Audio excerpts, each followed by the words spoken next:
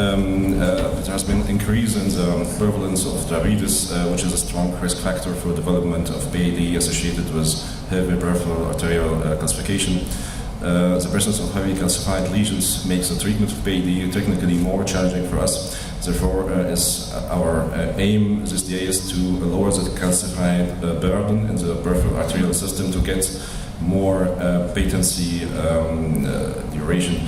Around 20% of patients with critical limb ischemia will undergo amputations, and about 25% of them would die after 1 year from other cardiovascular complications.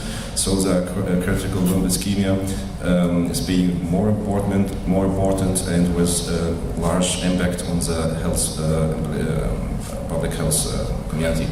There has been, the last 10 to 15 years, several registries and studies comparing the efficiency of atherectomy devices with BTA, and the safety and the duration, the patency duration period, which showed increasingly better results in comparison with the PTA. So we discussed this in our department, and we chose one new device to add to our arsenal. We use this interesting device, CSI Peripheral orbital atherectomy system. It's a diamond-coated crown, sends away the calcium and allows healthy elastic tissue to flex away, minimizing injury to the vessels. We have some indications to use such device in above and below knee vessels. Should be calcified lesions, and we should have a good distal runoff to flush the dippers into the periphery. We have different crowns size, also 2 mm, 1.5, 1.25, and different head variations with classic and solid. Solid would be used for the larger vessels, and classic for the more smaller vessels. And this is a lubricant which we use while the fragmentation of the calcified lesions. I brought 2 cases to demonstrate. We had a male patient, 69 years old, Rutherford 5, and hemiplex and hypertension diabetic, with complete occlusion, calcified occlusion of the tibial trunk.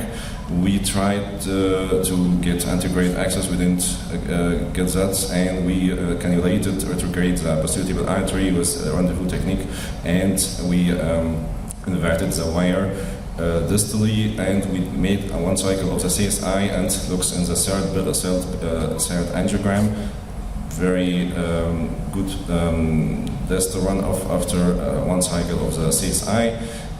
Second case, 88 years old patient, task D, Rutherford 5, hypertension, diabetes, massive collaterals, barely seen as a complete occlusion of the femoral artery and distal popliteal artery, and we get wire passage into the anterior tibial artery.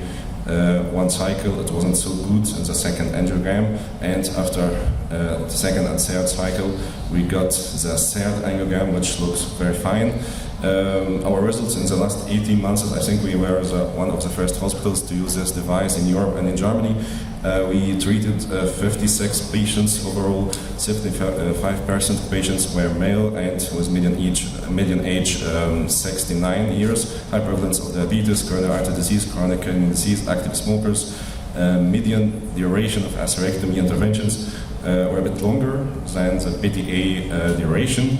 Peri-residual complications were in good range, and we had primary patents rate at 1 year was over 89%, 98%. So our conclusion that using atherectomy technique would, and the blue knee vessels is associated with improved 1 year clinical different target limit revascularization, and that would lower the calcification burden significantly, which gives better patents rate on the long term in comparison with PTA understanding. Subsequently would lower the target limb minor amputation rate. Thank you.